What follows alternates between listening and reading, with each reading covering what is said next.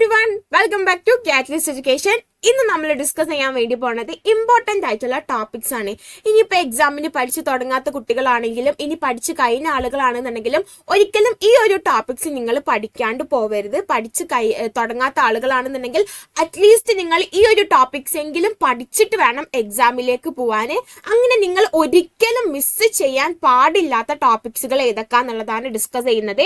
ഏതാ ടോപ്പിക് എന്ന് മാത്രമേ പറയുന്നുള്ളൂ. ഇതിന്റെ ഡീറ്റെയിൽ ആയിട്ടുള്ള കാര്യങ്ങളൊക്കെ നമ്മൾ നമ്മുടെ ലൈവിൽ ഡിസ്കസ് ചെയ്യുന്നുണ്ട്. ഓക്കെ, സോ നമ്മൾ സ്റ്റാറ്റിയിലുള്ള ഇമ്പോർട്ടൻറ്റ് ടോപ്പിക്സ് ആണ് പറയുന്നത്. ഏറ്റവും ഇമ്പോർട്ടൻ്റ് ആയിട്ടുള്ളത് നിങ്ങൾ മീൻ മീഡിയൻ മോഡ് എങ്ങനെയാണ് കാൽക്കുലേറ്റ് ചെയ്യേണ്ടത് എന്ന് നിങ്ങൾ എന്തായാലും പഠിച്ചിരിക്കണം. 8 മാർക്കിന് ചോദിക്കുന്ന ഒരു ഷുവർ ക്വസ്റ്റ്യൻ ആണ് ഈ calculation of mean median mode. അത് ഫ്രീക്വൻസി ഡിസ്ട്രിബ്യൂഷൻ യൂസ് ചെയ്തുകൊണ്ടുള്ളത്. ഓക്കെ, പിന്നെ എങ്ങനെ നമുക്ക് ഫ്രീക്വൻസി ഡിസ്ട്രിബ്യൂഷൻ പ്രിപ്പയർ ചെയ്യാം എന്നുള്ളത് നിങ്ങൾ പഠിച്ചിരിക്കുക. പിന്നെ നമുക്ക് പ്രൈമറി ഡാറ്റ കളക്ട് ചെയ്യാനുള്ള ഒരുപാട് മെത്തേഡുകൾ ഉണ്ട്. 3 മെത്തേഡുകൾ ഉണ്ട് അല്ലേ? അതായത് personal interview, telephonic interview, mailed questionnaire, ഇങ്ങനെ നമ്മൾ മെത്തേഡുകൾ പഠിക്കുന്നുണ്ട്. ആ മെത്തേഡുകളും അതിന്റെ മെറിറ്റ്സും ഡിമെറിറ്റ്സും നിങ്ങൾ എന്തായാലും പഠിച്ചിരിക്കണം.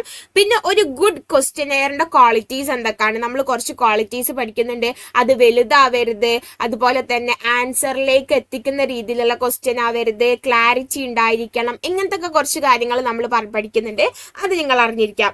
പിന്നെ നമ്മൾ എന്തിനാണ് സ്റ്റാറ്റിസ്റ്റിക്സ് എക്കണോമിക്സിൽ യൂസ് ചെയ്യുന്നത്, അതിന്റെ ഒരു യൂസസ് എന്തൊക്കെയാണ്, ഒരു 4 യൂസുകൾ നിങ്ങൾ പഠിച്ചിരിക്കുക. ഒരു 3 മാർക്കിനോ 4 മാർക്കിനോ ഒക്കെ ചോദിക്കുന്നതാണ്. പിന്നെ ഇതൊക്കെയാണ് ഏറ്റവും ഇമ്പോർട്ടൻ്റ് ആയിട്ടുള്ളത്. ഇനി നമ്മൾ പറയാൻ പോകുന്നത് റാൻഡം സാമ്പിളിങ്ങും നോൺ റാൻഡം സാമ്പിളിങ്ങും തമ്മിലുള്ള ഡിഫറൻസ്. അത് ചിലപ്പോൾ ചോദിക്കാനുള്ള ചാൻസ് ഉണ്ട്. അതുപോലെ തന്നെ സാമ്പിളിംഗ് ഇറേഴ്സും നോൺ സാമ്പിളിംഗ് ഇറേഴ്സും തമ്മിലുള്ള ഡിഫറൻസ്, ഇതിലേതെങ്കിലും ഒന്നായിരിക്കും ചോദിക്കാം. പിന്നെ ക്ലാസിഫിക്കേഷൻ ഓഫ് ഡാറ്റനെ നമുക്ക് എങ്ങനെയൊക്കെ ക്ലാസിഫൈ ചെയ്യാൻ വേണ്ടി പറ്റും. ക്വാണ്ടിറ്റേറ്റീവ് ഡാറ്റ ആയിട്ടും ക്വാളിറ്റേറ്റീവ് ഡാറ്റ ആയിട്ടും നമുക്ക് ക്ലാസിഫൈ ചെയ്യാം. അതിന് എക്സാമ്പിൾസ് അടക്കം നിങ്ങൾ പഠിച്ചിരിക്കണം. പിന്നെ ടേബിളിന്റെ പാർട്സ് ഏറ്റവും ഇമ്പോർട്ടൻ്റ് ആണ്. പാർട്സ് ഓഫ് ടേബിളിന് എന്തൊക്കെ പാർട്സുകളാണുള്ളത്, അത് എന്തൊക്കെയാണ് എന്ന് ഐഡന്റിഫൈ ചെയ്യാനും പഠിച്ചിരിക്കുക. ഓക്കെ, പിന്നെ bar diagram, histogram, pi diagram, ഇതൊക്കെ വരയ്ക്കാൻ വേണ്ടിയിട്ട് പഠിച്ചിരിക്കുക. ഇതിൽ ഏതെങ്കിലും ഒന്ന് ചോദിക്കാനുള്ള ചാൻസ് ഉണ്ട്. ചിലപ്പോൾ ബാർ ഡയഗ്രാം വരയ്ക്കാനായിരിക്കും പറയുക, അതല്ലാന്നുണ്ടെങ്കിൽ പൈ ഡയഗ്രാം വരയ്ക്കാനായിരിക്കും പറയുക. ഏതെങ്കിലും ഒന്ന് വരയ്ക്കാൻ വേണ്ടിയിട്ട് പറയാനുള്ള ചാൻസ് ഉണ്ട്. പിന്നെ ലെസ് ദാൻ ഒജീവും മോർ ദാൻ ഒജീവും വരച്ചിട്ട് മീഡിയൻ ലൊക്കേറ്റ് ചെയ്യുക. അങ്ങനെ നിങ്ങൾ പഠിച്ചിരിക്കുക. എങ്ങനെയാണ് നമ്മൾ ലെസ് ദാൻ ഒജീവ് വരയ്ക്കേണ്ടത്, എങ്ങനെയാണ് മോർ ദാൻ ഒജീവ് വരയ്ക്കേണ്ടത്, അതെങ്ങനെയാണ് വരയ്ക്കേണ്ടതെന്ന് മനസ്സിലാക്കിയിട്ട് എങ്ങനെ അതിൽ മീഡിയൻ ലൊക്കേറ്റ് ചെയ്യുക എന്നുള്ള കാര്യങ്ങൾ എന്താക്കാൻ നിങ്ങൾ പഠിച്ചിരിക്കണം.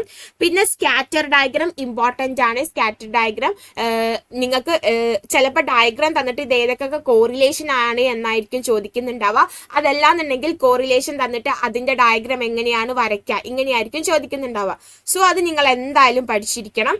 പിന്നെ സിമ്പിൾ ആഗ്രിഗേറ്റീവ് പ്രൈസ് ഇൻഡെക്സ് കാൽക്കുലേറ്റ് ചെയ്യാൻ വേണ്ടിയിട്ട് എന്തായാലും ഒരു ക്വസ്റ്റ്യൻ ഉണ്ടായിരിക്കും. അതും നിങ്ങൾ ആ ഇക്വേഷനും എങ്ങനെയാണ് ബേസ് പ്രൈസ് കാൽക്കുലേറ്റ് ചെയ്യുക, എങ്ങനെയാണ് കറന്റ് പ്രൈസ്, അതിന്റെ ടോട്ടൽ ആയിരിക്കും അല്ലേ.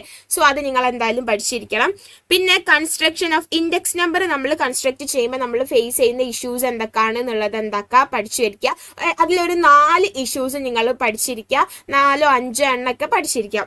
പിന്നെ steps of project report important ആണ്. പ്രൊജക്ട് റിപ്പോർട്ടിന്റെ സ്റ്റെപ്സ് എന്തൊക്കെയാണെന്നുള്ളത് നിങ്ങൾ എന്തായാലും പഠിക്കണം. സോ നമ്മൾ ഡിസ്കസ് ചെയ്ത ഇത്രയും ടോപ്പിക്സ് എന്തായാലും പഠിച്ചിട്ട് വേണം നിങ്ങൾ എക്സാം ഹാളിലേക്ക് പോകാൻ.